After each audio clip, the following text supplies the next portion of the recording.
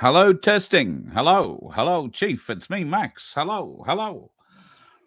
Something just went pop as I gaze over here to my left, where there is a lot of electrical equipment. Something just made one of those weird kind of electrical kind of pops, and I still have a light.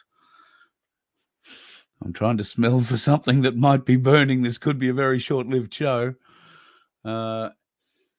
Can't smell anything just yet. Mayhap something just fell off the desk onto the floor. Who knows? Well, hasn't it been an interesting week? If you are watching me on YouTube, you will be doing so on one of two channels. Num2K was taken off the air a couple of hours after a spot that I did last night from the car, stuck in traffic again. It's been one of those weeks where I've had some meetings all over the place trying to arrange a few bucks for our project going forward, and I've been caught in traffic getting home and getting late to do shows and whatnot. So, that was the case again last night, but I pulled over to get something to eat and thought, well, I'll just do a quick one from the car. I think it was up maybe an hour and a half, maybe 2 hours before it was pulled down, and I've got a strike against me. So Num2K will be off the air for, I'm not sure if it's 1 or 2 weeks. I haven't bothered looking, to be honest. I did appeal, but there's no point appealing. You're only appealing to a bot, and it's really what the bot decides. So, evening to all on Rumble tonight. Andy, nice to have you in the room, and associated others who are popping up on different channels. I've got a whole heap of interesting folks who popped in tonight, including a first-timer in the chat. Can I say hello to Ray? Nice to have you in, Ray, for partaking in the chat at least. Says you've been watching a while, so thanks for that. And I'm sure you'll love the family in the room. And Redneck Rumbler is probably a great example of that. Our prayers do go out to the mother and son, or the newborn. I'm not sure if it was a boy or a girl, in Rockhampton, who were murdered. The man handed himself into the Valley Police Station in Brisbane.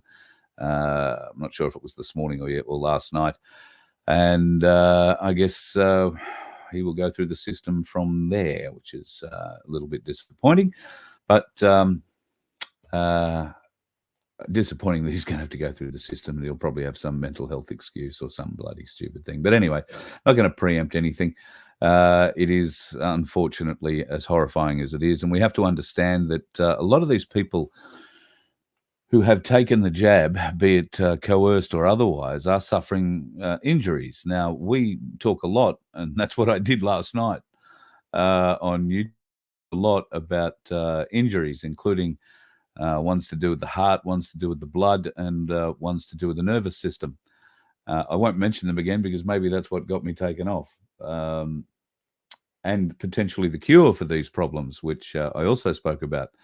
I did do a rumble, little rumble on that today.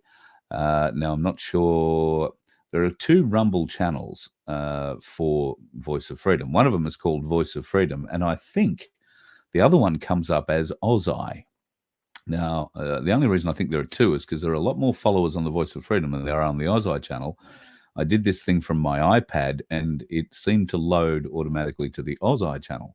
So if you didn't see it, there's a little bit of an explanation on the Ozai Rumble channel about what happened with the U-turds. And if you feel the urge and want to go and have a look, then by all means, please do. But you won't find us on Num2K on U-turd for at least a week. It may well go a little bit longer than that.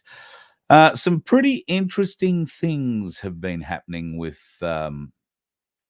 life, the universe, and everything. Do you remember a little while ago, Jacinda Ardern was caught in New York City coming out of the BlackRock office, and everybody was saying, oh, yeah, there she is, paying homage to the masters and all that kind of thing. And then she resigned. I'm pretty sure it was either within a week or at least very shortly after that trip to New York, where she went to BlackRock and was caught coming out. We had lots of photos of her exiting the building, looking very proud with herself. Well, it seems that the New Zealand Prime Minister of the day, a guy called Chris Hipkins, I thought that was just an Australian taking the piss out of the way New Zealanders speak, but his name really is Hipkins. It's not Hopkins. Yesterday, I think he announced this magnificent little gem, which we're all going to love. Oh, let me play it. I'm pleased to announce that the government has worked with BlackRock over the recent months to launch a first-of-its-kind $2 billion climate infrastructure fund, with the goal of making New Zealand one of the first countries in the world to reach 100% renewable electricity. It will be BlackRock's largest single-nation decarbonisation investment to date. I am absolutely stoked that we've been able to secure this world-leading investment in New Zealand businesses, and it's proof of our ambitious climate targets having the world's attention. This investment will be a boon for Kiwi businesses, and it will make New Zealand a hub for renewable tech expertise. The fund will mean we can create renewables IP right here that can be used for good at home and commercialised for the benefit of the world. This is a game changer for the clean tech sector and an example of the pragmatic and practical steps the government's taking to accelerate climate action while actually growing our economy and creating jobs at the same time. It's the exact type of government and private sector climate partnership that's central to my vision for action on climate. Partnering with and supporting industry to solve the climate crisis is a no-brainer, and continuing to do so is my ongoing commitment as Prime Minister.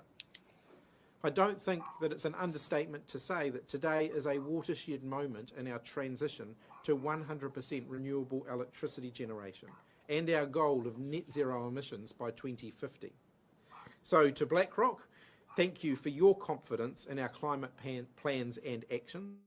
I'm confident this is a big step forward for climate action that's going to achieve significant results.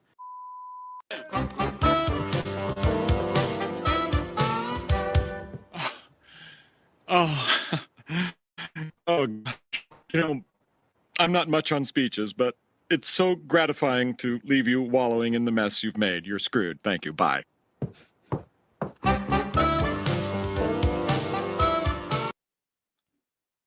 And I reckon that just about covers it, don't you reckon? I particularly like the use of a couple of words in his little speech there. Decarbonisation. In their program of decarbonisation. What are we? We are carbon-based life forms. If you are going to have a program of decarbonisation, then the humans will play a large role in that. So too will the environment, because just about everything has carbon in it. I don't know what New Zealand is thinking. I really don't. And I don't get a lot of news out of New Zealand. The people that I do know there aren't involved in the politics or anything like that, and don't wish to be involved. So that's fair enough. I respect that. Have had some interesting conversations with people claiming, some contact back to New Zealand, but clearly, whatever Jacinda Ardern was setting up prior to her exiting the office of PM has been fully played through by the puppet, Mr. Hipkins, that replaced her, which is frightening in and of itself. I tell you what, New Zealand, what you need is a MyPlace. No, I shit you not. MyPlace coming up at your place. I think that would be the best thing you could possibly ask for. And, MyPlace is something that's spreading all over the country. Look, it has one of those big logos now. So when you've got a big logo like that, you're getting places. And when you're getting places, you've got people in.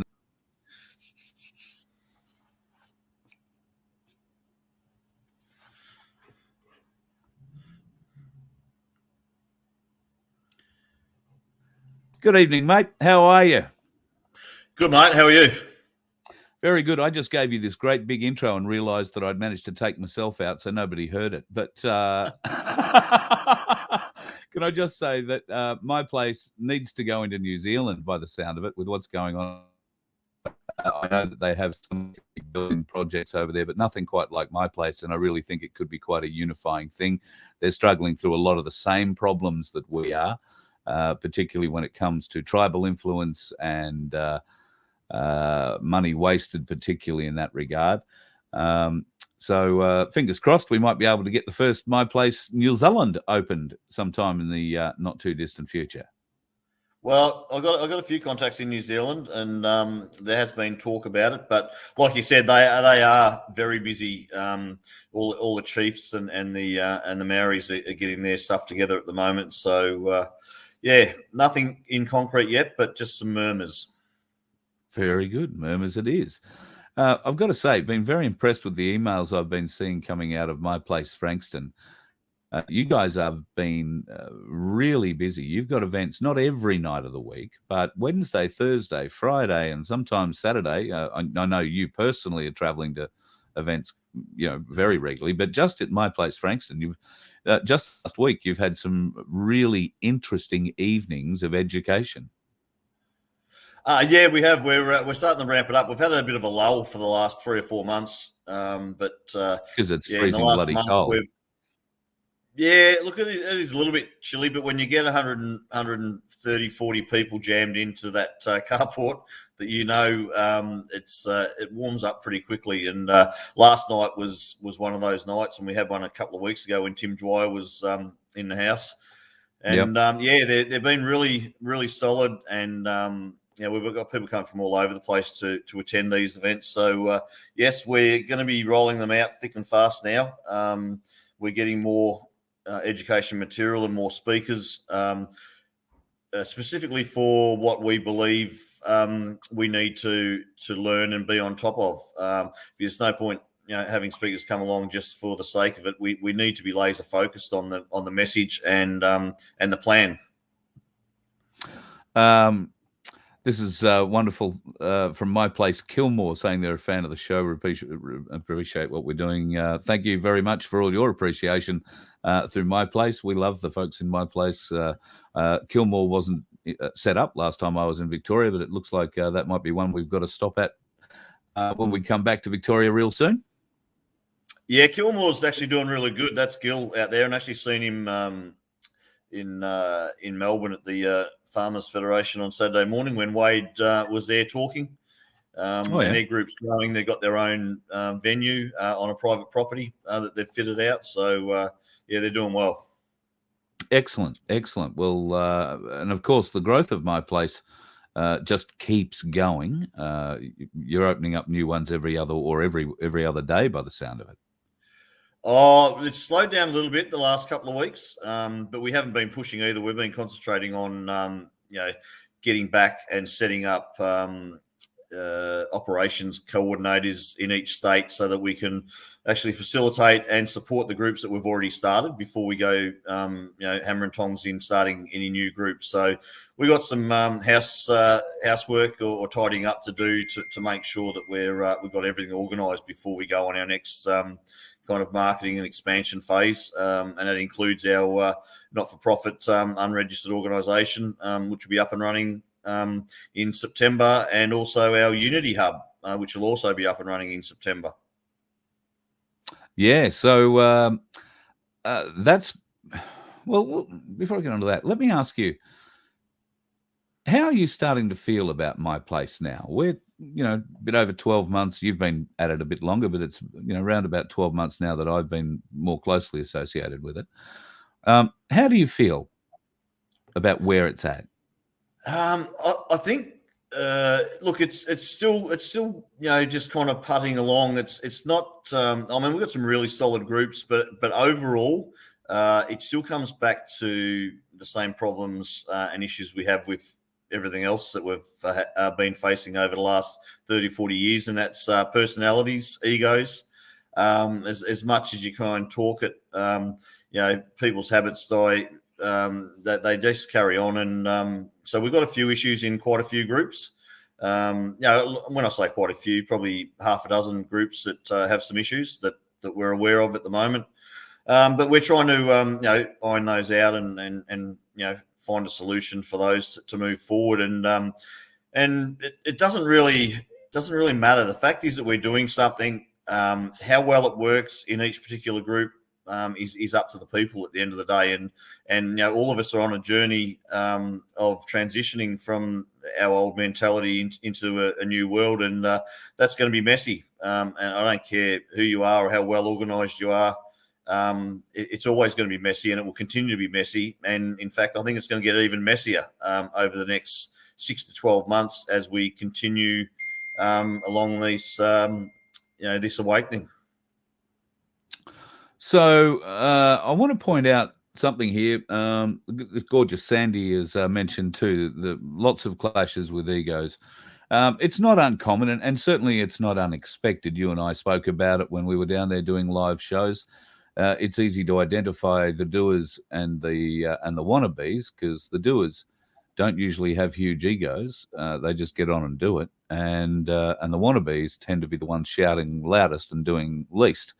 So there is a natural filter, or you at least should have one in your MyPlace, where these people are just sort of naturally heard, because everybody gets a voice, but it is going to be what's best for the people, I think, moving forward, that'll win out in the end. And as long as these ego clashes are exposed to the group will just say, well, we're not playing ego games here. It's what's best for the group. I hope, obviously there are ways of working it out. In every club, there are going to be these minor clashes, but overall, unity through community is what MyPlace is all about. And can I just at this point bring up Camillo and the crew from MyPlace in Nambour, who are working to bring together the MyPlaces from Gympie, Coolum, I think. There's one in Mooloolaba, or it might be Maroochydore, and I want to say Caloundra as well. And I believe there is another one going out somewhere in the valley out the back, Brisbane Valley or somewhere like that. I could be wrong in the valley, but there is something happening out the back of the Gold Coast, Sunshine Coast hinterland as well. Now, these groups are all being brought together. They've all got different strengths, and of course, all have certain weaknesses. But Camillo, being the kind of organizer that he is, I think, has been instrumental, along with the guys out of Noosa and the other places.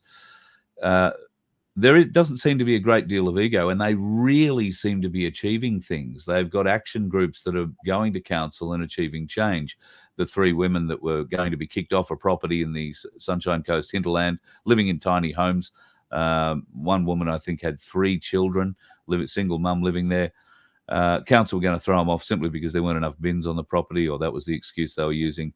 I don't know that they can claim all the kudos for it, but certainly they were instrumental in placing a great deal of pressure on council, to the point where I believe the agenda for that council meeting, where Camillo and crew were turning up, had basically been changed to discuss nothing but this homelessness problem on the Sunshine Coast. And the problem is, I'm hesitating to say fixed, but it is they've kicked the can 18 months down the road and allowed these people to stay for 18 months to try and figure out a solution. So that's a lot better than putting them out on the street. And that's something that Camillo and MyPlace Australia should be able to hang their hat on. Yeah, no, that's amazing work, and I hadn't heard the results of that at this stage. But and that's whether it's MyPlace or any other parts of the community. I mean, we've got a voice, and it's about time they used it, because when you stand together, you can achieve great things. And that's an awesome outcome. 18 months is quite a long time for that extension. So I'm loving that. That's really good. And homelessness is a big problem in this country. It's not as big as it is in the USA at the moment. They got cities all around America that their streets are flooded with tents and homeless people. And it's getting worse in this country, and it's going to get a hell of a lot worse yet, because we're I know this isn't going to be what people want to hear, but we're not here to tell people what they want to hear. We're here to hopefully say the truth, and I can't see anything happening in this country anytime this year or even potentially next year. The freedom movement is so far removed from reality and so far off the mark as to a strategy, and so divided that we're a long way off solving this problem. and there's no help coming for all those people that are still waiting for it. You're dreaming, you're being led astray, and while the longer you wait, the longer this goes on. Yep, we've got to start doing things ourselves, and that can only start with looking after A, ourselves, B, our family, C, our community, our neighbours, our friends, and then when that's all covered, and when we've organised a supply chain and food so that everybody's fed, everybody's watered, and everybody's safe, then you can start looking at the towns around you, and hopefully they're in the same position, looking outward as well. If you can help each other, awesome. And then you start looking a little further afield. The only thing we really need is a national trucking company, really, isn't it? We've got the ability to get enough stuff around. Speaking of which, I want to also another one for MyPlace Nambour kicking goals. There is a wonderful lady whose name is Wendy involved with MyPlace Nambour, and she has, for the last probably 12 or 18 months, been telling me about this wonderful hemp machine that she was going to import from overseas, and then she was going to set up this factory, and she wanted someone to help do all that. She was getting people to do all that, and then we need some land to grow a bit of hemp and make that happen. And I kept asking, is the machine in the country yet? No, not in the country yet, but we're working on it. Well, the machine is in the country. The factory is in the process of being built, and hopefully sometime in the next 4, 6, 8 weeks it might be producing. However, it can only produce if it gets hemp. So I know you and I have had discussions. Hemp is a relatively easy proposition to grow. It doesn't require a great deal of water. There are certain permissions and whatnot that are required to grow it, though. Is that the case? Are you aware of the process? Every state's different, which once again is a ridiculous scenario for one nation. But that's something we'll have to change down the track. But I think there's quite a large hemp growing fraternity around Nimbin. So if you wanted to get her in contact with the community around Nimbin, you might be able to start servicing the factory with some hemp. But there's two types of hemp, and there's the type that they like to strip for building materials to be processed, and then there's a type for medicinal and other purposes. So the production hemp. Sorry. The production hemp is used, as you say, for things like rope, clothing, and manufacturing building materials, amongst other things, correct. Insulation, all sorts of stuff. Yep. So there shouldn't be any kind of restrictions on where and how you can grow that. As far as I'm concerned, it's not the stuff you can smoke or anything else. So and I understand the other, while the laws in this country, if we have any, are against the use of the other one, and there are stricter regulations on growing that. Yep. Having a few issues at my end. Darren's locked up, so I'm not sure if. All right, you're back. Yeah, good. Yeah, no, I'm fine. You were freezing up there a little bit too, so you're in and out a bit. Oh, okay. There you go. They're playing funny buggers with us. You're a builder, so can you speak to the qualities of hemp as a building product for housing? Only off what I've been told. I've never used it. I've never known about it as a building product until recently. Probably 6 or 12 months that we've been talking about it, and there's already been people in the background planning and getting these facilities up and running for the last 2 or 3 years. So there was already people ahead of the game, and developing these manufacturing facilities and the hemp growers and that kind of thing. So. But I am really looking forward to using it, because all hemp products, you only need a circular saw. It's going to be really easy to work with. The dust, it's not like MDF or the silica dust with concrete and that kind of thing. There's no issues with the safety with the dust from cutting hemp. And it's going to be a lightweight material that's way easier to use than a 9mm compressed sheet or anything else that we've been using, steel and the like. So I'm really super excited to start working with it. Hopefully sometime this year. Can it be used in a structural sense? Can it be compressed into a I-beam shape, for instance? They've got I-beams, and they've put a really solid pressure on that and it hardly put a kink in it. They can do tubular structures. They can do precast tilt-up panels. There's no ends to what they can do with this product, including making breakfast bowls out of it that are like wafer thin, that can go in your oven, and you can eat out of them as well. So Wow. It's rated to 1800 degrees for 3 hours. So Wow. you can't burn it. So anyone that's kind of having to rebuild in bushfire prone areas, Sure. there's a solution there for them as well. Mate, that's very impressive and something that I'm sure Wendy and MyPlace Nambour will lead the way in.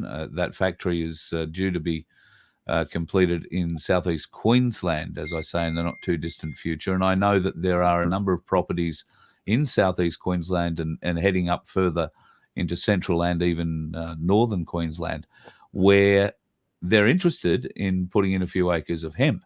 So I guess we need to find out where the seeds come from and make sure we're getting the right ones, and start organising some sort of a transport or shuttle system to get this product to the Yatala factory. It'll be really exciting to be part of, and I'm looking forward to following the journey with Wendy and the team, and I'm sure Camilla will keep us up to date with what's going on there too.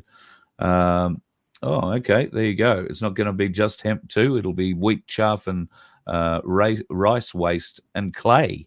So all sorts of different products that can be thrown in. So Shane tells us that steel melts at 1250. What did you say? 1800 degrees. 1800 degrees. Yep. Yep. There you go. So pretty hard to say it's not going to be a useful tool in the building industry going forward. You say it's light. I don't know how that'll go in far north Queensland when in cyclone-prone areas. But I guess you can, as you say, they can build these things in shells.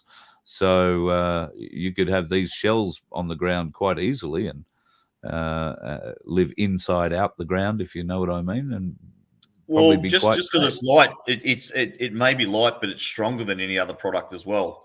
And when you've got a 500-ton press and you can compress a 60 mil thick bit of particle board that down to within 10 mil, it becomes like steel. And it's basically bulletproof as well. There's so many different ways that you can mold and press and extrude. He's even talking about extruding window sections and all kinds of things like that. So, and I know I met another gentleman a couple of weeks back that's already got over 200 patents for different materials that are registered. So these people are way ahead of the game. So they've seen this coming for quite some time, and they've got in at the ground floor. And it's all good though, because it's all things that we need to manage our resources and stop kind of digging stuff out of the ground and start growing it on top of the ground. Camillo's just put up that there'll be a demonstration of the product at the Waterfront Hotel on the Sunshine Coast. If anybody who usually comes to my shows on the Sunshine Coast, that's where we go to. The Waterfront Hotel next Wednesday at 12 midday. And, geez, I've got to go up there on Thursday to get my car serviced.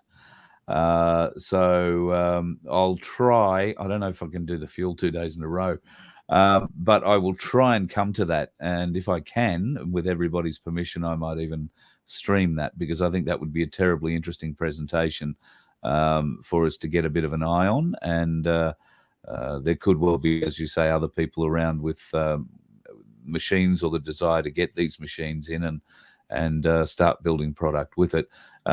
Is it cheaper to buy than the other building products? I think initially it's probably going to be on about a par from what I've been told. But obviously as it ramps up and it becomes more common, I think it will be cheaper. And it will be lighter, and the supply will be endless. I mean, we've got millions of acres of land, unused land in this country that we could be growing this everywhere. So it's going to be way cheaper than mining and processing and using chemicals and minerals in those mines and processes So yeah, no, look, it's going to revolutionise the world. It really is. Yep, couldn't agree more. And Australia has the opportunity to lead the way, considering that this stuff will grow just about anywhere and needs very little water. I have some very dear friends who live on the Sunshine Coast and own a block of land out the back of Hervey Bay. Now, it's apparently a lovely block of land, really good for growing rocks on. But it might be very suitable for growing hemp on. And that will afford these folks, not just these guys, but there are many like them who have these small acreages, 5-10 acre lots, where if you band together with your neighbors, you might be able to put in 100 acres of hemp and gain an income out of that raw product being sold, a bit like the sugar mills. I mean, there's big business getting sugar cane to the mills. Why wouldn't there be a business in getting different producers hemp crops to the factory for processing? I'm not sure of the entire process. I'm sure there's going to be a drying out process required and a washing process and all these other sorts of things. But how much is taken care of at the factory? How much could be taken care of on site? We need to maybe figure those things out. I think the bulk of the work, the stripping and everything, and separating the fibre happens on the land. But obviously, if you're getting a hay baler in when you're doing hay, and you've got an acre, it's not cost effective and it doesn't work. So the rule of thumb, from what I can gather at the moment, is that you probably want to have at least 50 acres minimum to make it viable to grow a crop and get the machinery in to come and strip it and send it off. Do you know if it's like specialized equipment for the cutting or the harvesting? Yeah, it is.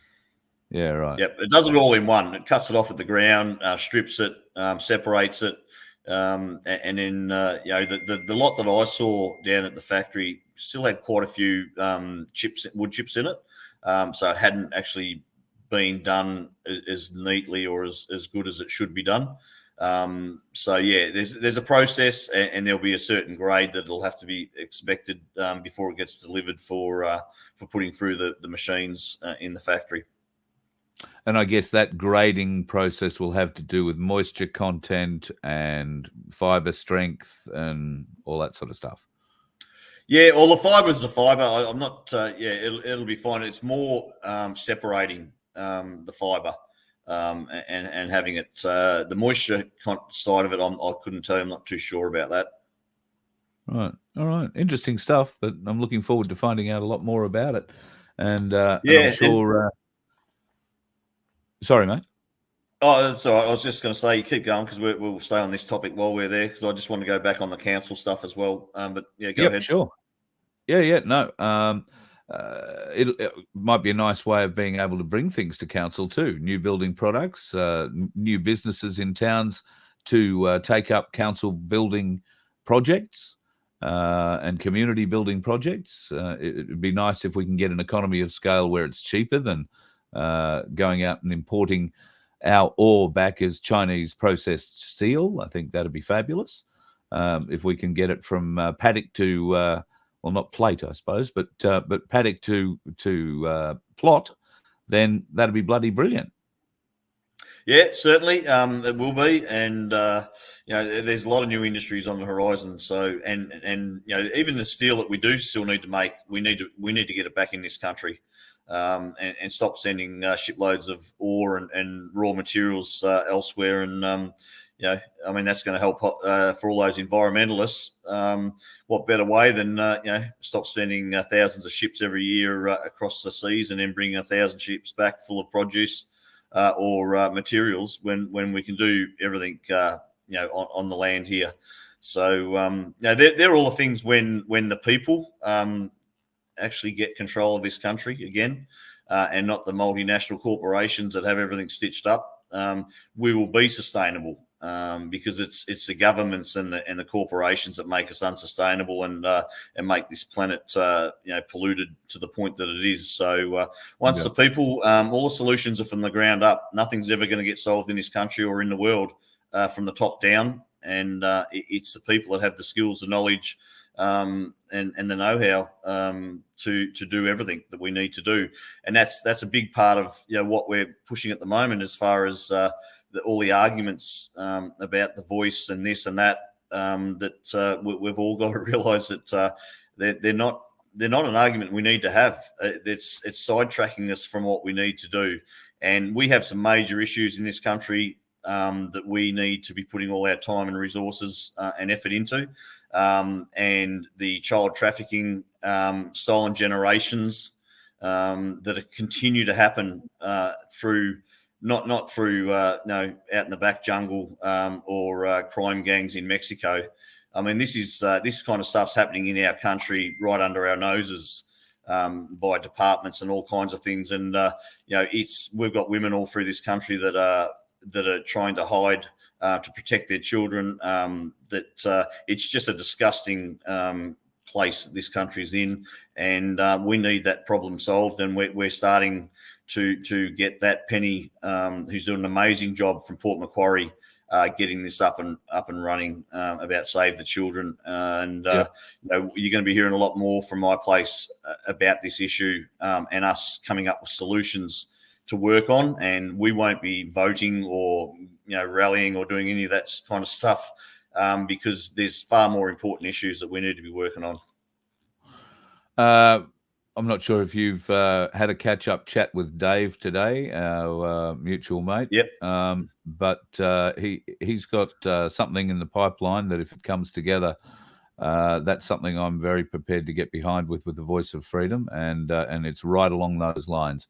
In fact, we will try and make it as public as possible. People will be able to come to an event where we will have people that have been in the trenches, so to speak, in the tunnels, that will tell their stories. We will have the children who've been through this. Penny's already started on that. She's done her first video. Sorry, it's not a video. It's an audio interview with a victim. And, along the lines of Forest of the Fallen, where and Penny's come up with this, starting the Forest of the Stolen. And we want to get stories, certainly not pictures. People won't want pictures, but we're certainly going to be doing stories and get these stories out to the general population about what's actually going on in this country. And it's systemic right across the land, and that really is the pandemic in this country. Yep, and they can't do it without official help. They've got to have people in places all the way through the bureaucracy to be able to get away with this. Not just the bureaucracy, through the judiciary and through the enforcement arm of government, which is all our police and intelligence agencies. They could not be able to get away with it to the level that they are without high-level involvement of all of them, capped off, of course, by our politicians. And that relates back to naming the 28, that there are still a bunch of guys, including Dan, back in Canberra, waking the Governor-General every day at 10 a.m. and reminding him of the duty he has treacherously denied to uphold. So God bless those folks in Canberra too. Think of you every day, guys and girls. And they've got themselves a bit of a roster through the cold months. They get to go out and thaw out for a few days. Dan's actually managed to get his ute put back together again after discovering he had flattened the springs in it, and I think the trailer that he tows needed a bit of help as well. So finally, that's all been done, thanks to Guru and the crew too at the Wollongong Garage, who got behind him and made all that happen. So very exciting stuff. Sound of Freedom is going to be coming out on August 24th. I know MyPlace and a few places in Queensland have organised screenings, particularly I think on the Gold Coast and in Brisbane. Not sure if it's being screened outside those areas in Queensland. Do you know of much of the same sort of thing happening with the MyPlace groups further south? Look, each individual group may be on board with that. I'm not personally. I don't think it goes anywhere near far enough, and I think it's just a little bit of preconditioning. So people will say, "Oh yeah, we know about child trafficking. We've seen the movie, and And look, not that Yeah. I've seen it, so I don't want to talk too much about that particular film. I have seen I it. haven't watched I it. have seen it. Yep. I found it.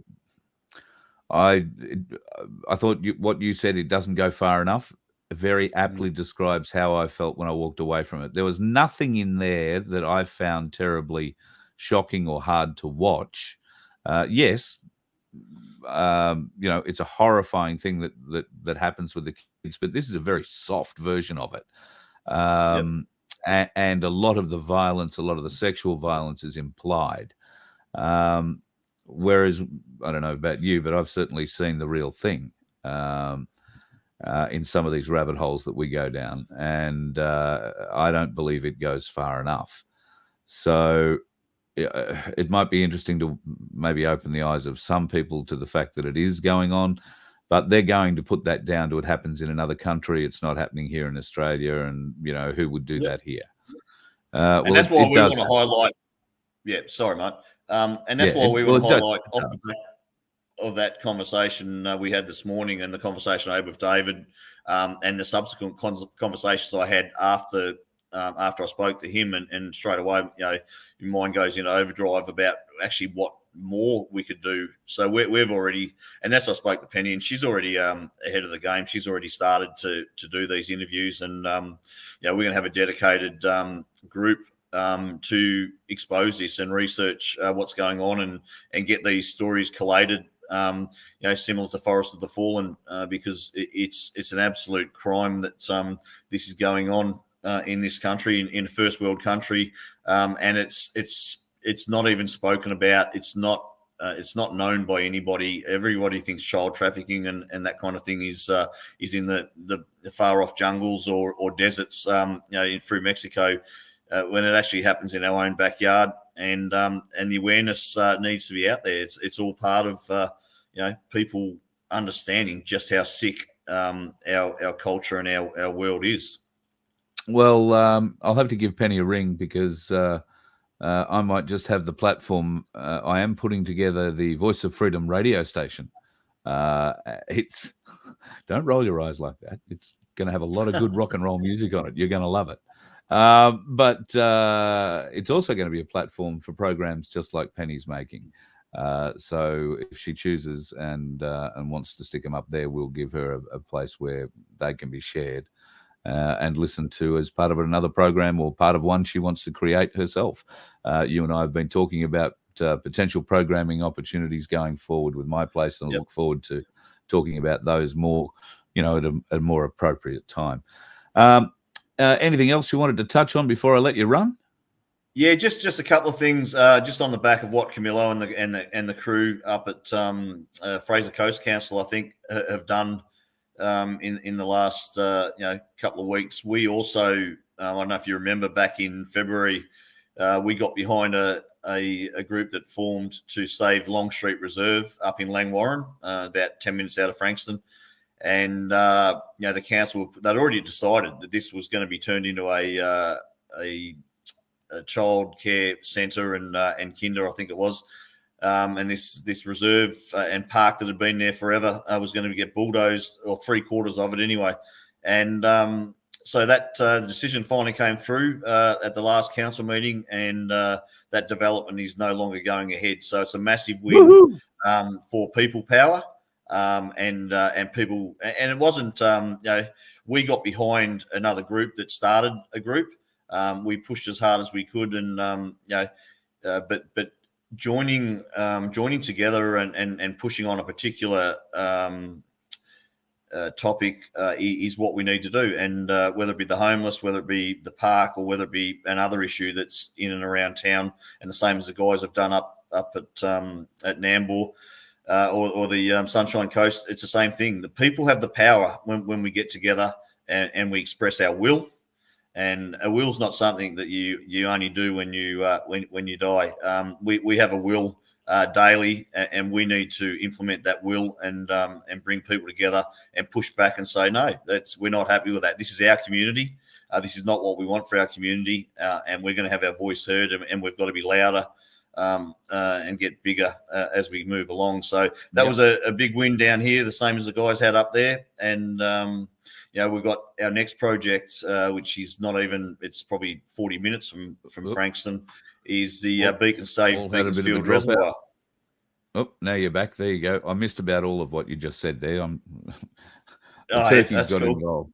Yeah. Yeah, no, I was just saying that, the people have got to use their will and their voice. And when we stick together on a particular topic and let the powers to be know that we don't accept that for our community, we can make changes. And our next project's going to be the Save Beaconsfield Reservoir. It's not our project, sorry. It's their own project, but the MyPlace communities all around the eastern suburbs of Melbourne are 100% backing these guys and going to do what we can to help them achieve their goal of saving that reservoir. So, special things can be done when we stick together.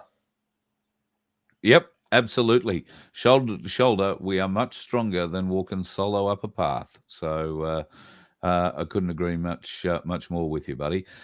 Before I let you go, I want to offer you an invitation. I haven't got a date yet, but Voice of Freedom will have its own MyPlace, can I tell you, in the eastern suburbs of Brisbane coming up.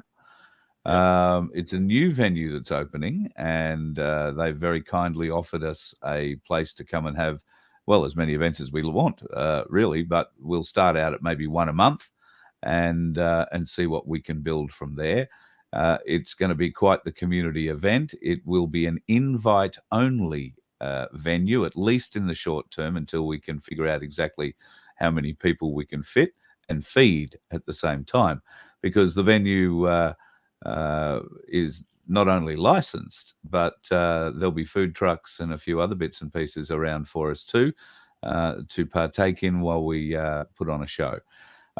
When we do that first show, and I've got to say it's going to be sometime in the next 4 to 6 weeks, love for you and Anna to come up and be part of the whole thing on the first night. And we might see if we can't get John Wilson to come along as well, wheel him out. He's going to love the venue, put it that way. And we'll see if we can't get something launched out in Brisbane's East that the Voice of Freedom can be part of on a regular basis. Yeah, that sounds awesome, mate. And yes, there's a possibility that I could do that. I'm actually flying to Sydney in 2 weeks on the 26th to launch the MyPlace Sydney kind of group, and Penny's kind of divided them up into kind of areas, and so Sydney's going to be up and running. Well, yep, that's it. Yeah. So we're going right in the heart of the city. So we're going to bring all any of the groups that have started in and around Sydney suburbs. We're going to have an event throughout the day in the heart of Sydney near Darling Harbour. So I'll be just kind of flying in early in the morning and going home again at night time. But so the Brisbane one, we could look at doing that in 6 weeks' time as well, maybe. Yep, excellent. We might even get you to stay over a day or two and go and see a couple of others as well that aren't too far away. Yeah, I'll definitely have to drop into the Gold Coast because Luke's doing an amazing job down there, and not just at the Gold Coast, but he's helping and working with supporting other MyPlaces as well and mentoring them. So he's amazing. Just speaking of Luke and his team, on Sunday on the Gold Coast, there'll be a Forest of the Fall at Bishop Park, and I think it's getting underway from 3 o'clock or 3:30 Sunday afternoon at Bishop Park on the Gold Coast. So if you want to get down to that, love to see you. I'm actually going down to see my mum on the Gold Coast on Sunday, so I'll try and pop past and have a bit of a look. We'll take the GoPro along and see if we can. So if you do have a few minutes to go and spare, then Forest of the Fallen is well worth a quiet, gentle walk through. A bit of a look at what's happened to those of us that haven't been so lucky. So very important. Correct, and not only just have a look, but actually, go down and support the guys that are giving up their Sunday to set these things up. It's quite an onerous task to put all these things in the ground when you start getting big numbers and packing it up again, and just the interaction you can have with the general public and which is all part of the awakening. It's all part of our roles and responsibilities as people that are aware, is to make other people aware. And I've found over the last few months that Forest of the Fallen is probably the best tool that we have at the moment. Yep. It's a spectacular showstopper in a, fairly tragic and sad way, which is unfortunate, but it is what it is. Mate, I'll let you go. It's Friday night. You've actually been out on the tools this week. It must be about beer o'clock. Well past that, but all good, mate. Thank you.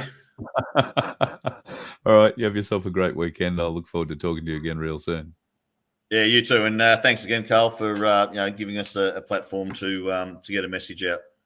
That's all right, mate. With a bit of luck, soon we'll be talking about a much bigger platform. So fingers crossed. Well, that'd be great, and we'll be talking about a much bigger team because our team at MyPlace Australia is growing all the time, and a countless amount of voluntary hours put in behind the scenes by probably at the moment probably only about 7 or 8 of us, but we're always looking and bringing more people on. So it's significant, and it's something that's really special. Yep, absolutely, and I'm very happy and proud and elated, in fact, to be a part of it, and lucky to call you a mate. So thanks, buddy. Really appreciate being part of it, and anything I can do to help, I'm here. Thanks very much, mate. Cheers. Have a good show. Right. You too. Cheers. Darren Bergwerf, the man of the moment, doing all marvellous things for MyPlace around Australia. If you haven't had your MyPlace injection yet, then you're going to need to, get a wriggle on. Go to myplaceaustralia.org and follow the instructions. If you don't have Facebook, I think you'll be able to go through myplaceaustralia.org. Find one that is near to you. They may have another way of contacting. Facebook at the moment does seem to be the only way that that you can get into MyPlace or get one started. But if you don't play with Facebook, then you don't play with Facebook. And I can't understand how that is. We'll have to figure out a different way. And maybe MyPlace, Voice of Freedom's MyPlace, might be a little bit different. You can contact us through Voice of Freedom. But if you are interested in attending our first Voice of Freedom MyPlace event in Brisbane, it'll be in the eastern suburbs of Brisbane. I'm not going to give you an address until very close to it. It'll all be coordinated through Rachel. So if you are interested in coming, then send Rachel an email, rachel@vofhq.com, rachel@vofhq.com. and signify your interest. Unsure if there might be a gate, and literally be a gate fee at the moment. I don't think there will, but there might be some door fee. Don't know. Still working out that part at the moment, but if it is, it won't be much, and it'll only be going to cover costs if there are some that we have to cover. Other than that, invite only, special night, special location. And if that goes well, we may have the opportunity to expand and include maybe another business that's in that same location. And that'll turn us into something of a festival evening, which could be an interesting show at various times. We could do lunchtime shows from here. I'm just saying, very interesting things coming ahead. So if you are interested in being part of the first Voice of Freedom show, I guess it's our own Voice of Freedom, MyPlace, isn't it? It'll be in the eastern suburbs of Brisbane, and you'd be more than welcome. I know that there are a few people who wouldn't mind flying in from interstate for it. So if that's you guys and girls, then please send Rachel an email, rachel@vofhq.com, and we'll put a list together. We live in a world where the people who run everything were friends with both Epstein and Harvey Weinstein. And those people are giving us a lecture about misogyny. That's all bullshit. I do like that intro. We've been talking about the benefits of hemp and the growing thereof, and now we have Rob. Hey, g'day, trendsetters. Oh, wow, look, you should have had a shave, probably. Yeah. Well, yes, let's go to the beard rather than the other side of the hemp. Even though the hair is looking spectacular. I did see you in the green room there fluffing your hair a bit. You've done a great job. It looks spectacular. Do you have hair like that because of the hat we're seeing over your left shoulder? Yeah, Because it seems it that's would it's a sit down mirror, so happily. I'll go for this one. Yeah, that one. Yeah. No, Because it this seems is like it always would sit down nicely over your ears, and the rest of your hair just pops up inside at night. See, it nearly fits. actually it's Yeah. shrunk a bit with the heat. Oh, it's the That's heat, is it? It's not the size of the head. Size of the head hasn't grown at all. It varies day to day. Hey, I got a picture I want to show you. In fact, I got 2 pictures I want to show you. This will be the first picture I want to show you. Nice. Do you know what that picture is? I don't, but I would guess maybe that's starting some fires in Hawaii, and maybe a DEW, which is a directed energy weapon. Don't know. That's just my gut feeling. Yeah. Oh, I got the DEW. Look at that, Maui. Hey. There you go. There you go. So we are seeing horrendous fires, and if you have seen the damage to some of the towns and cities, or cities not so much, but towns, seaside villages that these fires have done, it is staggering, the damage that's been done. They look like a war zone. And the scorching, the fire damage is beyond anything you would normally see coming out of even one of Australia's hottest bushfires, given that our bushfires are fueled by explosive elements, including eucalyptus, where the trees just turn into rockets and burst into flames. They don't so much fly out of the ground, but, they're very dangerous things. Now, what are your thoughts? A directed energy weapon or not? That photo certainly looked like it. That is Yeah. sort of a telltale sign of it, isn't it? Certainly coming from orbit. And It that's does what we certainly seem to be coming from beyond the cloud ceiling, doesn't it? doesn't it? Then the question obviously remains, if there are these direct energy weapons available to the bad guys, because it must be the bad guys who've done this, because it wouldn't be the white hats who would do this, surely to God. Surely not. No, I wouldn't assume so. Unless So that sort of means that they haven't got control of all the bad weapons yet. They might have control of all the nukes, but if this sort of thing can happen, if that truly is a directed energy weapon, then it's just a keystroke away from being directed at a capital city. absolutely. Unfortunately, you don't really know how things play out. So I assume it's the bad guys, the black hat, so to speak. But who knows? Maybe it was the lesser of two evils, and something else was used for to cover something or to do something else. Who knows? Unfortunately, that's always the mystery about some of these events. But certainly, the black hats are still around, and we can see from the deep state, or for want of a better word, that a lot of some things are just like entrenched bureaucrats, again, for want of a better word. But these black hats are entrenched into some of these positions, and you only need one crazy, and they can do all sorts of things before they can be stopped. I like Phil's thoughts that these direct energy weapons are going to be used to push the climate change agenda. Of course, the more smoke that goes into the atmosphere, the worse the climate's going to be. We'll go from El Nino to El Nino to El Nuno to El Paso to whatever the hell it'll be.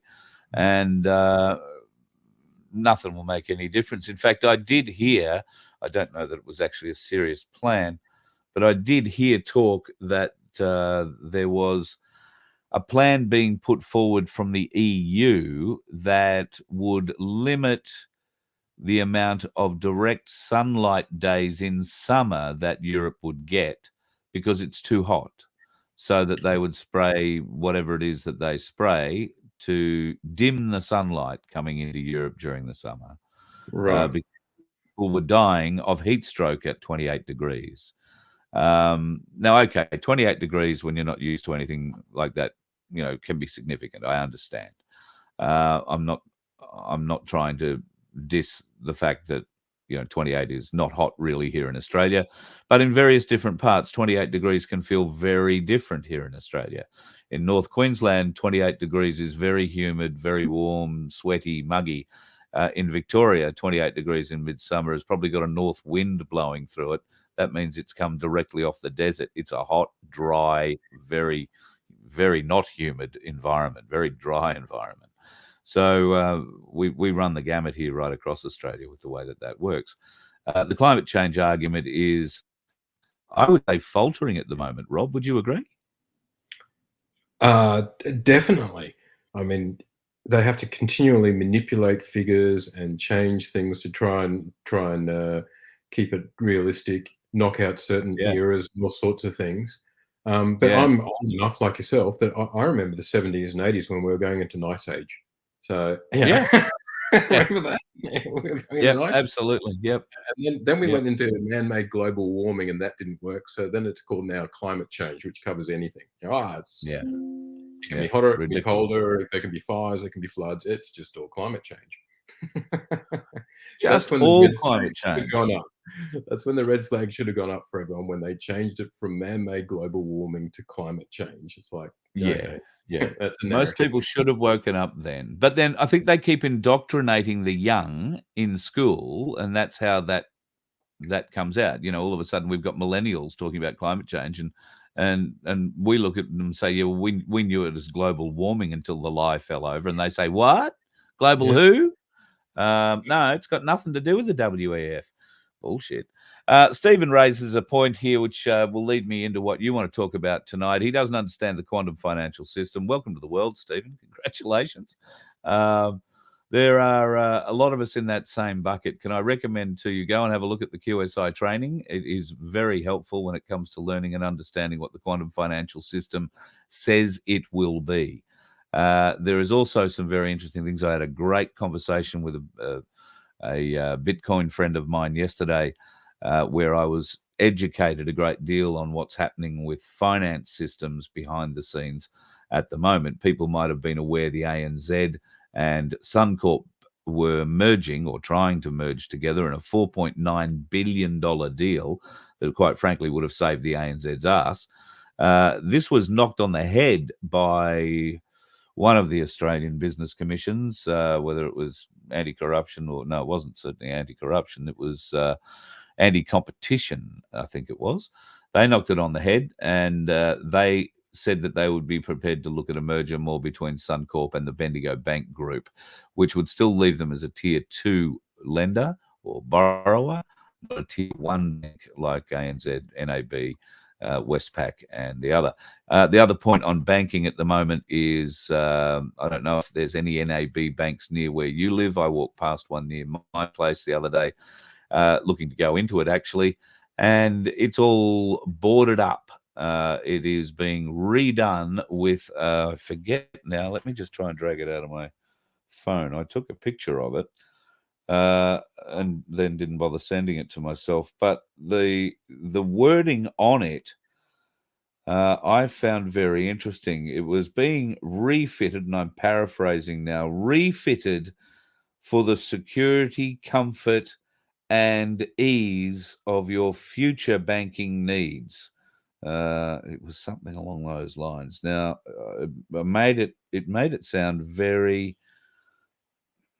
well. It was just a different sound. I can't find the bloody picture.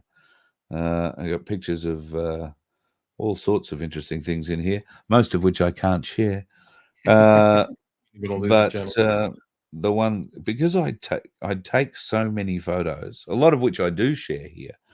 I can't find it. I'm wasting my time looking for it. But yeah, go and have a look at whatever board they've put up in front of your bank if they're redoing it NAB. And the way that they refer to future banking is very, very, I don't know, raised my question mark. So yes, the quantum financial system, Stephen, go and do the QSI beginners course, and that will teach you what the quantum financial system is all about. It's not something I'll go into now when we're an hour and 5 into the show, but there are plenty of other shows in my history. Go and look for any of the QSI shows that we've done on any of the channels and have a look back. Anything that's got Jane or the Cranker in it, Jim McCranker, if we've got Nick in it too, Nick Rigoni. So go and have a look at those. They'll give you a bit of an idea as to how QSI works. Rob, there are a lot of countries people may have heard about BRICS. What is BRICS? How is BRICS going to affect Australia? Is BRICS going to be in Australia? Why isn't Australia in BRICS? Seems like Russia, India, Brazil, and a few other places now. In fact, I think it's over 200 countries have joined the BRICS alliance. Do you want to explain why Africa is, well, not quite on fire at the moment, but there are many, many, many people on the streets, and they're protesting wildly. They are, and this is an extension of what we were just talking about with the global financial system, and it's really the end of the Anglo empires, and a lot of Africa is the colonies were controlled by France. Originally, if you go way back, back to the 1700s when the Europeans were colonizing the world, and it was the British, the Dutch, Portuguese, Spanish, and French, Germans, and they settled a lot of these areas and then took over them. I do have a little bit of a video which will make it much faster than I can explain. And very good. So tell me when I'll share. Oh, I've got to share my screen, don't I? You will need to share your screen before I can do that. Oh, Aussie Sue says she's heard Australia's already put its hand up for BRICS, so I hadn't heard that, Suze. I'll go and dig a bit deeper, see what I can find. I hadn't heard that either. Share screen is easiest to my okay, whatever. I hadn't heard that either, but it makes it a lot harder if because we're basically in a competition with I'm having issues sharing my screen. Why am I sharing entire screen? I don't know. Share. Go to present, share screen. Window. Share. Let's go window. Okay, hang on a minute. I'm going to have to swipe off. You do that, and I'll talk to Peg for a second. Oh, here we go. We've got it coming up. Yes, XRP.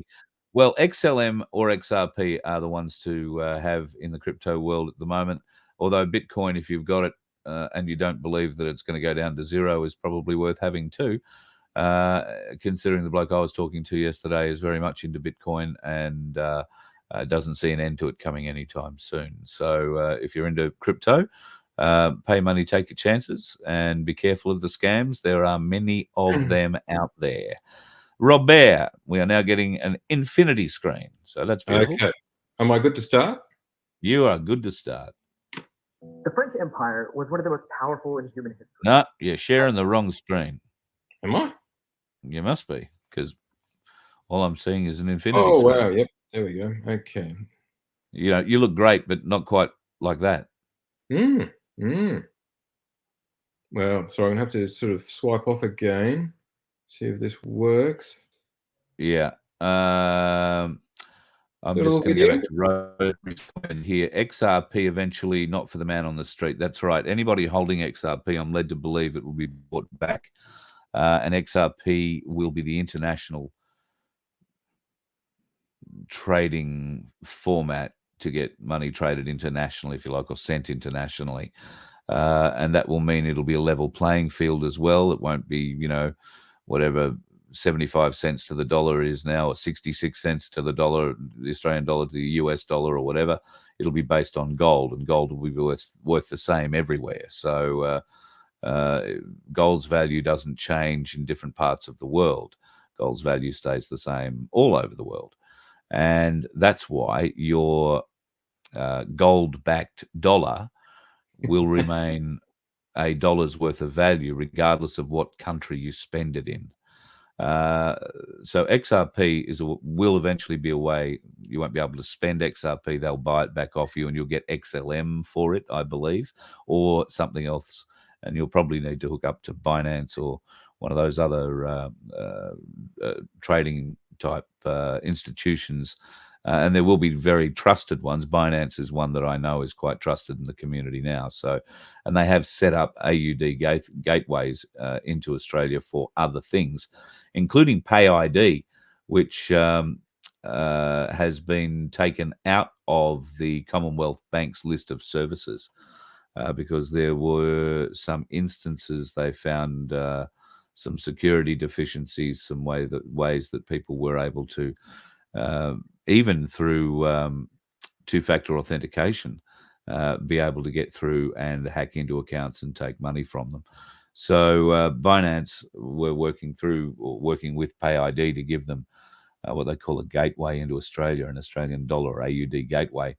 And that didn't quite pan out the way that I guess PayID had hoped, or that Binance had hoped, because Binance had really nothing to do with them at all, but they were going to get nailed somewhere in the bad publicity of it, I think, because it was their gateway that was being used. So I'm not telling that story to try and scare anybody away from crypto or from what might be the future of finance. I'm just saying that there is already a lot of information available in this space. I am definitely not the right person to get it from. But like I say, the QSI Beginners Course or any of those shows that we've done with QSI leading up to today are worthy of a look. So XLM, I think, has gone up 6 or 8% recently. In fact, give me 1 second. I can tell you what it's worth right now. Have you figured out how to share your screen yet? Well, unfortunately, I just can't seem to. And thanks, Galactic Larrikin. He said I've got lots of tabs open. Yes. Oops. But yeah, thanks, Bruce. Well, I'll load that little video. It's a little 8-minute video I've prepared, but we'll put it up on the Galactic Larrikin site, and you have to watch that. And I'm going to have to ad-lib it as we go. But yeah, definitely. XRP was designed to take over the SWIFT network. So the SWIFT network is the interbank interchange thing, but that's our sort of Anglo-American system, and that was kind of the point of what's going on here with Africa. It's these the French ex-colonies which are starting to revolt, and although France gave them independence, sort of 20 years ago or so. I've got to paraphrase now because I haven't got my videos. They gave them independence, but they gave them conditional independence. And part of the conditions was that they had to continue using a derivative of the French franc. I think it's called the African French franc. And that, together with that and the resources that they get to extract out of these ex-colonies at very discounted rates, has propped up the French Empire and has completely, obviously, devastated these poor African countries. That's why they're in absolute poverty and rebelling. But it's that rebellion where they are kicking out the French and changing that system, and they are going to BRICS, which as you said, which is Brazil, Russia, India, China, and South Africa were the original ones, BRICS, and now about 200 odd countries, and pretty much everyone is moving shit. But it's the last ones. It's the Anglo-American Empire, whatever you want to call it, the British Empire, the Anglo-American Empire, their financial system versus the BRICS system. And there's a battle on, and we're losing, basically. So, yes, Australia's going to have to decide. If you remember, it was Paul Keating who set up, and he was trying to push off with with China. And but normally we're obviously going to hang with Britain because we're still part of the colonies. And we are controlled by the monarch, so to speak, for want of a better word. But it's been very interesting that it's been that was that. Sorry, there'll be a few people in here who disagree. Some will say we're owned by America. Some will say America sold us to Japan. Nobody thinks that we've got anything to do with the Commonwealth anymore. But well, our constitution, agreed. Who knows? I mean, who knows? But technically, under our constitution, we are still a the British colony. The monarch is the top. The top of our armed forces is the monarch, is the King of England. Now, obviously, who knows what happens under that, but whatever. Anyway, but very interesting. There's these rebellions going on in these African countries. This will devastate France because they will lose all of this income coming in, plus these African colonies having to use their currency. So it's like the American dollar, which is propped up by everyone having to trade in oil. The French franc is propped up by all of these colonies having to use their currency or derivative of it, and then their cheap access to all of these resources. This will devastate France. This is, again, another nail in the coffin of the Anglo-American financial system. And if the US dollar, whatever, they're all going to collapse eventually. Who knows when? It's very difficult to predict that. We thought it would Yeah. happen in 2007, and look how long it's lasted. And they just kept on printing more and more and more and more money. But eventually, it's mathematical. It has to collapse. And as all of these different countries stop trading in US dollars, stop trading oil in US dollars. And if you remember back to the 90s, that's what all the Gulf Wars and the Middle Eastern wars were all about, that these different, Saddam Hussein, Gaddafi, all of that, they wanted to stop trading oil in US dollars and go for something different. And the US said, no, you won't. And they obviously change dictators and invade countries over those types of things. And this is what is then going on. So we are about to see, this is the beginning of the end of the US dollar and the Anglo-American financial system. And as you said, it's a good bet to put some, not financial advice, because we don't give it financial advice, but some people are putting money in precious metals like gold and silver, and obviously having a basket of different things. So you put some in some sort of maybe cryptocurrencies, and obviously the one that looks most likely to succeed is XRP, because it has just recently, 2-3 weeks ago, it succeeded its SEC law case in America, where they were trying to say you're a security, not a currency, and the court ruled, no, it's okay, you're a currency. Yeah. So that's given it the green light. Many countries are already signed on with the XRP blockchain system. So it looks like it will take over the SWIFT network and eventually be the world interbank, Standard. intercurrency trading. Yeah. David brings up an interesting point. When they manipulate the price of gold, they could make it worthless, just like diamonds. They're only costly because they are controlled. Well, I would agree. Diamonds only have a value placed on them because somebody back in the day, and that will be cabal related, placed a value on them. De Beers, I believe. Yeah. Gold, on the other hand, has always been the standard. In all of human history, the measurement of a financial society was always gold or silver, precious metals, measured by weight, the value determined by the weight. And they do manipulate the price of gold, but they do it through derivatives trading and derivatives of it. And then they can manipulate it through that. But when the financial system collapses, which we've seen multiple times in the past, what happens is, and I think the last time was like the 70s this happened, when people then go to these where they think they have gold and say, okay, well, give me my gold back, and the derivative prices collapse because there are millions of times more derivatives than there are actual physical gold. And when that happens, the derivatives collapse and the actual physical precious metal skyrockets, so to speak. Skyrockets. Again, if you look back into the 70s, that was the last time it happened. And that, I assume, if history repeats, will happen again. That's why you want to hold your metal. Physical metal. You want to hold your metal because I'm unsure in a vault capacity what access you would have. Let's say, China goes mad and an EMP explodes over your town or city where your gold is stored in a vault. It's got electronic security and timing locks. None of them are going to work anymore. You won't even be able to get through the electric doors at the front or the electric elevator that takes you down the 4 flights of or 4 floors underground where your vault is hidden. If you have electronic timing locks, they might still work being that deep, but I doubt it. They won't be reinforced for EMP, so everything's going to be fried. I don't know how you're going to be actually able to get your hands on your gold, because a vault being a vault, not going to be easy to break into. And I've seen these vaults.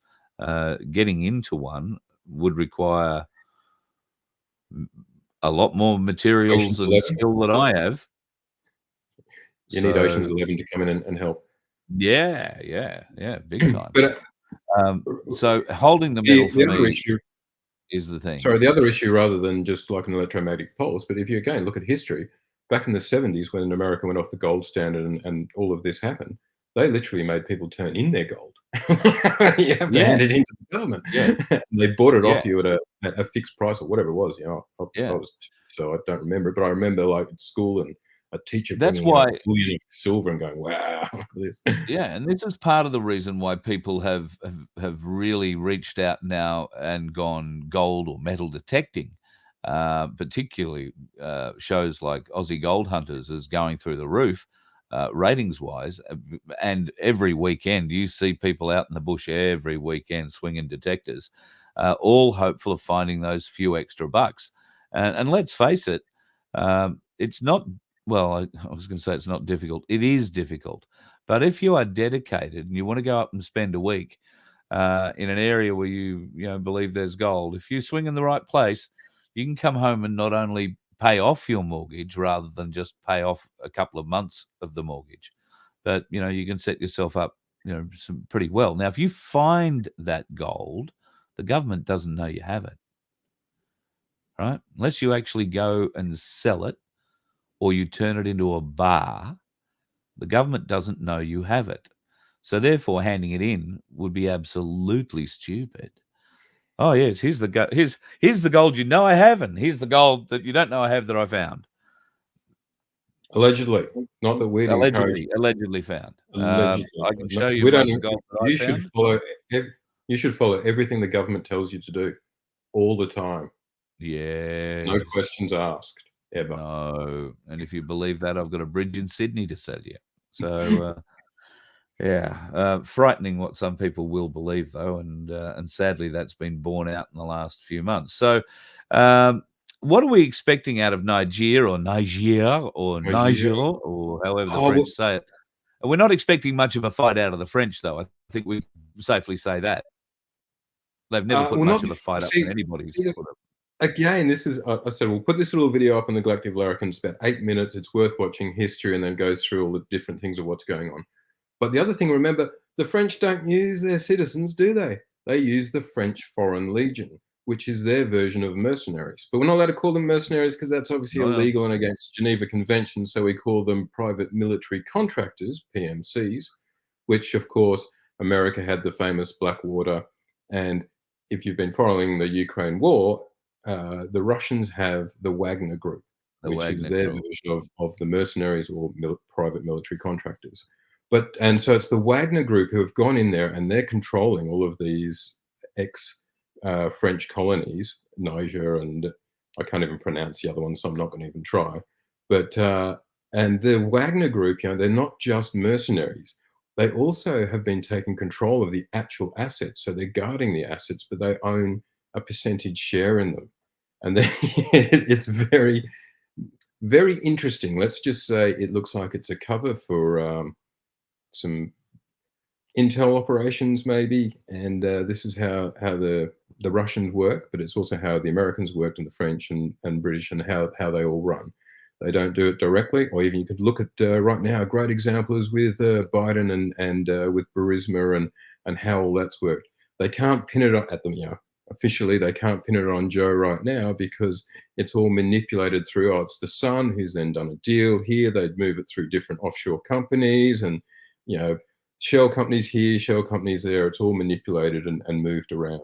Well, this is on empire level that they're doing this with mercenary groups and intelligence agencies and shell companies working all around the world. And so what we're seeing is, we're seeing is a transfer of power from the French Empire to the Russian Empire. It's going to be very interesting. And Aussie Cossacks currently sending Russian flags to all parts of Africa, I'm led to believe. So they love Russia. Well, they love them because they think they think they're saving them from the French. Well, let's face it, he can't do much. He can't do much else every day. Well, may as well lick a few stamps and send a few envelopes out. I mean, he could sew him himself. He's got nothing else to do, has he? So start making poor bugger. You know that the Australian military has a mercenary arm as well? I didn't, but I'm not surprised. Do you know what it's called? Yeah, the Australian Health Department. Just saying. We would have some sort of thing like that. So are we expecting civil war in New Caledonia shortly then?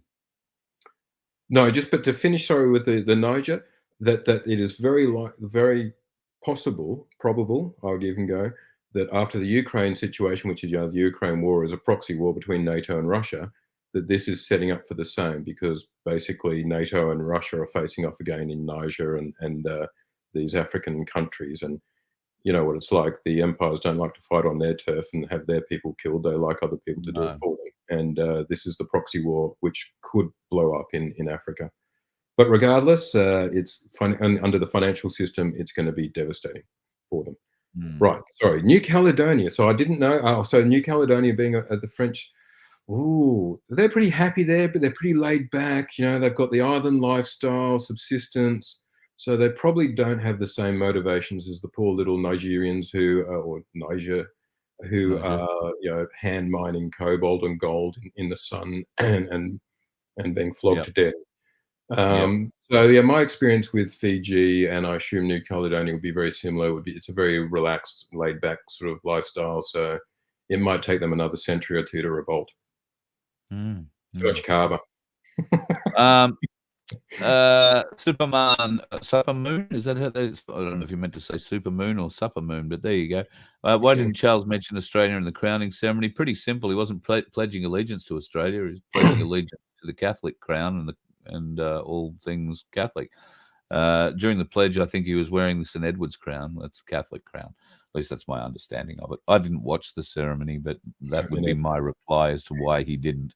He didn't pledge allegiance to Australia. He may have pledged some allegiance to the Commonwealth, but if he was wearing the St. Edward's crown, then he's pledging allegiance. It's the Roman Catholic crown. Got nothing to do with us. That's my answer with that. Robert, you done? Yes. Just we'll put up that little video on the Galactic Larrikins tomorrow, and I do apologize. I couldn't get it to work. Galactic Larrikins channel on YouTube, because you're still allowed to have one. YouTube and Rumble. Yeah, for the moment we still have one. Woo-hoo. Very good. It's a battle though. You get a strike and then you leave it for a few months and then you get another couple of strikes. I've just got down to 0 strikes on the Voice of Freedom channel, but I'm not allowed to monetize that. And I've had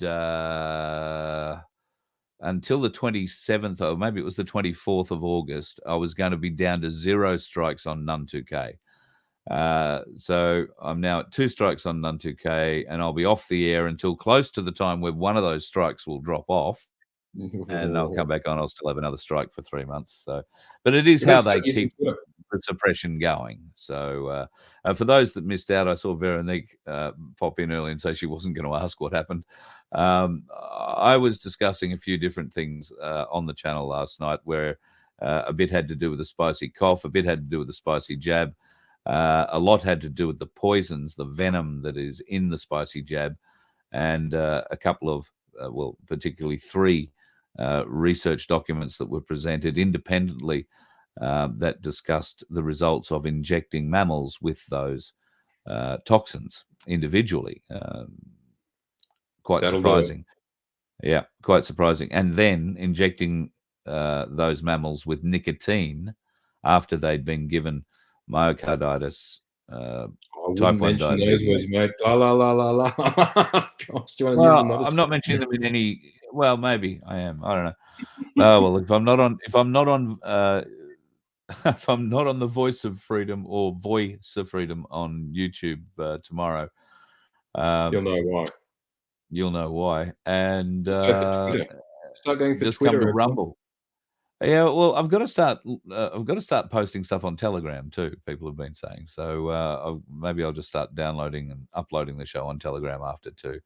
Unfortunately, the show that I did off my phone last night doesn't download to my phone, so I don't have a copy of it. And unless they give me a copy of it to review, one that I can download, I probably won't be able to get it either. Otherwise, I would post it up on Rumble as well. So we'll see what we can do. However, YouTube, being the turds that they are, have blocked that channel for at least 7 days. I haven't bothered looking. It could well be 14. For all I know, it could be 3 weeks. They get a bit angry at times. Again, looking at what's been happening, you can see over the last few years that Elon Musk is going gangbusters, and him buying Twitter wasn't some mistake. And now he said quite flat out he's turning it into this X app, and he's modeling it after the Chinese WeChat thing. And it will be a platform. It will run cryptocurrencies. You'll see them being used as a payment platform, and probably Doge. Who knows? But since he's been promoting that would be a fairly likelihood. but he's also making leaps and bounds in the freedom of speech sort of aspect and increasing videos lengths and all those sorts of things. So I would guess it's a fair bet he's been successful at everything else he's done, probably with a little bit of help from the DIA, I don't know, but he's had a lot of help from somewhere. And I would say that Twitter will be the next platform, or X, whatever you want to call it. Sunflower, God love you, has a interesting question. Do we think Albo will make a visit with Sleepy Joe in October? Ooh. Albo. Yeah, Albo's been invited to go over and suck upon the shoes of Biden, should he still be standing in them by that stage. Yeah. October, that's a long way away. It is a long way for him. Yeah, I think with what's going on in the Congress at the moment, any day now we are going to have full impeachment proceedings launched against the Biden family, I reckon. I think they'll be dragged before the Congress and made to testify. Whether they say anything when they go in there, I'm sure that won't be the case. But that in itself will be telling. What are they going to do with an impeached president? Well, they have never history of leaving them. The impeachment won't pass through the Senate because the Democrats still control the Senate. So it's the same as what they did to Trump. Whoa, the House impeached him. Whoa, so what? I thought the Republicans had gained control again. Sorry, what was that? I thought the Republicans had gained control of both houses. Not of the Senate, no. Not in the midterms. They didn't get the Senate. Right, okay. So they don't control. They're controlling all the committees. I thought they did because they're controlling all the committees. That's in the House of Representatives. That's in the Congress, not in the Senate. I beg your pardon. You're right. Yeah. Well, that's why I leave you to do the legal stuff. They get subpoena powers and all that sort of stuff in the House, so they can have some fun and they get put some shows on. But and anyway, did you really want Biden impeached and put Heels Up Harris in charge? I mean, geez, you want that cackling whore in charge? Hey, she actually slept her way to the top. I've got to call it. She slept with Mayor Billy, what's his name? Willie Brown. He was like in his 60s and she was in his 20s. And that's how she got her leg up, so to speak, in the political realm. So let's call it as it is. Do you really want her taking over? I don't think so. So let's wait for the next election, and it'll be looking good. Trumpy said he's been waiting 2 years. No, good stuff. Well, as I said, if they can impeach both of them, and then, as I said, then they get to actually, then it's the leader of the Congress who takes over, which at the moment is what's his name, but they can just replace him with Trump because Jimmy Jordan and the guy down from Florida, they basically made that amendment. They said to we'll let you become the leader of the House, but if two people say that we want to vote, you've got to have a vote, and then he can be replaced. So who knows? She was Weinstein. Yep. True. All right, buddy, going to leave you to it. You got big plans for the weekend? Out wildly raging in Sydney, are you, or are you going further afield? No, I'm working on my computer at the moment, trying to educate myself. That's the spirit. It's all we can do. Try and educate ourselves. Thanks, brother. Look forward to talking to you again soon. You too. Cheers, mate. Love having the Galactic Larrikins on. We haven't had G1 on in a little while. We might have to invite him on in the not too distant future. You do see him poking his head up in the chat, but he'll be starting to feel a bit left out because Rob's had his head on, and I'm clearly playing favourites. Gonna have to change that. Thank you everybody for joining us tonight. I'm glad we managed to get a show out. Let's hope we've got a couple of channels left on YouTube tomorrow, but if not, hey, you'll always find us at Rumble, the Voice of Freedom on Rumble, or Ozai, as it turns out. I will endeavour to try and get those two hooked up and married together somewhere, somehow. But Voice of Freedom on Rumble will be the main channel that we will be doing stuff to. And I hope in the near future to have some pretty interesting information for you about the platform that we are creating going forward. we're doing so with the help of investors and you, people who want to donate and help make this happen. If you would like to be part of the company that's being put together, Cass Smith and her team are helping us do that. Then just email me, carl@vofhq.com, and I'll send those details through to Cass. We're looking for investors of $5,000 or more. And if you want to give a little bit less than that, then that's fine too. We'll have a bank account for that. You just won't be investing as such. You'll be more investing in the fuel fund and everything else we need to get the thing up and going, registration, insurance, and a few other bits and pieces. So if that's something that you're interested in supporting, then we'd love to help. Email me. I'll pass all those details on to Cass, and she'll be in touch with the specifics of what we're doing. If you're out to just try and help me out a little bit, you can do that at vofhq.com. There's a donate button there, or we'd love you to be a member. Members get the opportunity to join competitions, and I can tell you we're going to have some pretty cool competitions coming up in the not too distant future. You will be some will be member specific, so you won't be able to enter them unless you are a member. But we gave away 10 ounces, a 10-ounce silver bar a little while ago, and I think it was 3 1-ounce coins to winners of our Limerick competition, and things can only go up from there. That's what I'm going to say. So we'd really look forward to having you join us as a member, and you can do that at vofhq.com, or alternatively, you can hit the donate button there, and every cent goes to help putting us back on the road. That's what we're trying to get to. You can see that picture up in the top corner of the screen there. We want to get back to the MyPlaces that have been established in the last 12 months or so and say hi. We're going to get back to Melbourne. We're going to get into South Australia. I know there are a lot of people in South Australia who have been hanging and asking. We got this close to coming, and then things fell apart. But it's all getting back on the road. Vince is helping put all that back together again. And I can't thank Vince enough. I do it pretty regularly on the show. That's because he is always helping me. Always helping me. So God love him. God love you folks. Have a fabulous weekend. Because I've been a bit slack this week getting shows out, you may see a little bit more of me over the weekend, but I do have a couple of big things I've got to do over the weekend. That caravan job that I had earlier this week that we had to put off, that's back on again tomorrow morning. So we're doing that delivery, and I plan on having a home-cooked meal tomorrow night. And I'm thinking about lamb cutlets from Clean Lamb. I think that could be one hell of a night's feast.